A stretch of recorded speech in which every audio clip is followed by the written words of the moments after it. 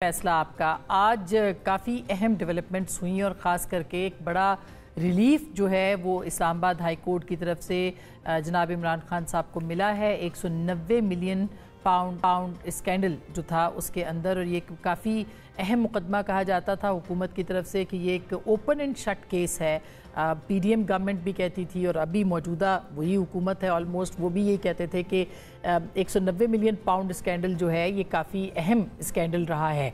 और इसके अंदर आज जो नैब की तरफ से कहा गया वो ये कि जो मुआहदा था एनसीए का और मलिक रियाज के दरमियान, जो कि प्रॉपर्टी टाइकून है, वो मुआहदा दस्तयाब नहीं था, जिसकी बुनियाद के ऊपर आज अदालत ने रिलीफ दिया है इमरान खान साहब को। कौन से और दो मुकदमात हैं जिनमें उनकी बरीयत रह गई है और क्या वो बरीयत जल्दी हो सकती है, इसके ऊपर भी बात करेंगे। 190 मिलियन पाउंड स्कैंडल जो है ये उस रकम के एवज़, यानी ये जो एनसीए की और मलिक रियाज के बीच में एक मुआहदा था, इस रकम को 190 मिलियन पाउंड स्कैंडल को पाकिस्तान की काबीना ने, जो कि तस्लीम किया इमरान खान साहब ने, उन्होंने एक बंद लिफाफे के ज़रिए से काबीना से मंजूर करवाया था। और 2 दिन पहले भी इमरान खान साहब ने इसकी तस्दीक की कि एनसीए की तरफ से इजाज़त ना होने की वजह से और प्रॉपर्टी टाइकून की तरफ से इजाज़त ना होने की वजह से उन्होंने ये जो ख़त था वो काबीना को नहीं दिखाया था। और उस रकम को जो कि एनसीए ने यानी बरतानिया ने पाकिस्तान भेजी थी, उस रकम को एडजस्ट किया गया बहरिया टाउन कराची के उस जुर्माने के अंदर, जो कि आयद किया गया था उन पर सुप्रीम कोर्ट की जानिब से।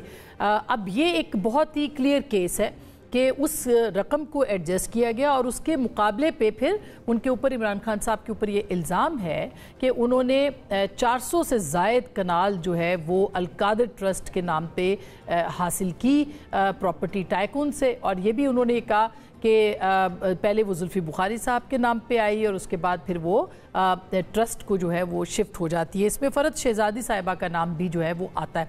अब सवाल ये है कि क्या नैब के पास वाकई सबूत नहीं थे जो कि वो पेश नहीं कर सके, या ये रिलीफ जो है ये इसको किस माने में लिया जाए, इसके ऊपर भी बात करेंगे। और क्या इमरान खान साहब रिहा हो जाएंगे, क्योंकि अब सिर्फ 2 मुकदमात और रह गए हैं, वो कौन से, उस पर बात करेंगे। इसके साथ साथ आपको ये भी हम बताएं कि आज फैसल वावडा साहब ने भी प्रेस कॉन्फ्रेंस की, और ये प्रेस कॉन्फ्रेंस जो थी ये जस्टिस बाबर सत्तार साहब को सामने रखते हुए उन्होंने कहा कि जी आर्टिकल 19 के तहत जो इन्फॉर्मेशन उनको दस्तयाब है और चाहिए है उसके ऊपर जो है वो बात की जाए। ऐसे लगता है कि एक मैसेजिंग है जो कि हुई है इदारों के बीच, जो महाजर आई है उसमें जाहिर है कि मैसेजिंग भी हो रही है। सवाल उनका अपनी जगह पे है कि वो कहते हैं कि जी हमें भी मालूमात जो है वो दी जाएं, इत्तलात तक रसाई जो है वो हासिल होनी चाहिए, लेकिन इस मैसेजिंग का क्या मतलब है, इसके ऊपर भी बात करेंगे। और आज बिलावल भुट्टो साहब जो है उन्होंने कौमी असम्बली के अंदर खिताब किया, गंदम के स्कैंडल के बारे में बात की, पुरानी जो निगरान हुकूमत थी उनको आड़े हाथ लिया, और जो मौजूदा हुकूमत है उनको भी गंदम के स्कैंडल की तहकीकात करने का मुतालबा भी किया, और ये भी कहा कि गंदम ख़रीदनी चाहिए। लेकिन क्या इसके जो किरदार हैं गंदम के स्कैंडल के अंदर वो सामने आ पाएंगे, उसमें मौजूदा हुकूमत हो या पुरानी हुकूमत हो, जो भी हो, क्या उसके किरदार सामने आ पाएंगे, ये एक बहुत अहम सवाल है जिस पर आज हम बात करेंगे।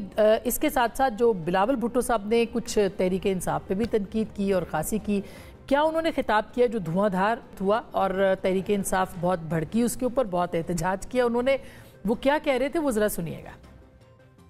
ये कू था ना सिर्फ हुकूमत वक्त के खिलाफ मगर फौजी क़यादत के खिलाफ कू अटेम्प्ट था और नाकाम रहा। मिलिटेंट विंग इस May 9th में इन्वॉल्व था, उनका मजम्मत करने के लिए तैयार नहीं, उनसे डिस्टेंस करने के लिए तैयार नहीं, तो फिर इनका रोना धोना जारी रहेगा, इनको भुगतना पड़ेगा। उसने अपने सियासी कारकुनों को हदायत दी, मिलिट्री इंस्टीट्यूशंस पे हमला करो, शोधा के मॉन्यूमेंट्स पे हमला करो। ये दहशतगर्दी था। ये अपने उंगली कटा के एक रात जेल में गुजार के पाकिस्तान के खिलाफ बगावत का ऐलान करते हैं, दहशतगर्दी करते हैं। ये हमें और इन गैर जमहूरी गैर सियासी लोगों में फर्क है। उनका लीडर रो रहा है, रो रहा है, रो रहा है, मुझे निकालो, निकालो, निकालो, निकालो।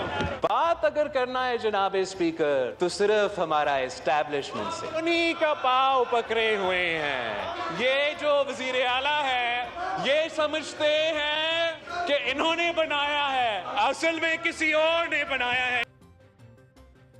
ये एक तो खैबर पख्तूनख्वा उन्होंने कहा कि किसका वज़ीर आला है खैबर पख्तूनख्वा में, वो पाँव भी पकड़ते हैं। बहुत सारी बातें उन्होंने की जो आपने सुनी।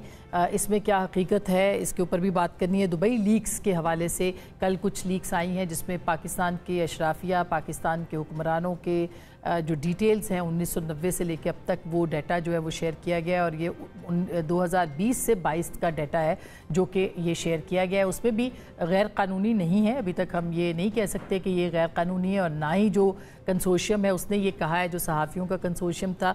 लेकिन सवाल ये है कि 11 अरब डॉलर की जायदादें दुबई में पाकिस्तानियों की हैं। दूसरी बड़ी रियासत है पाकिस्तान वहाँ पे हिंदुस्तान के बाद, जिसके लोगों की वहाँ पर जो है वो प्रॉपर्टीज़ दस्तयाब हैं वहाँ पे। तो इसके ऊपर बहुत से सवालात उठते हैं, क्यों, कैसे, कब, और क्या पाकिस्तान एक माहौल नहीं दे सका जिसकी बुनियाद पे ये सब कुछ है। इस पर बात करेंगे।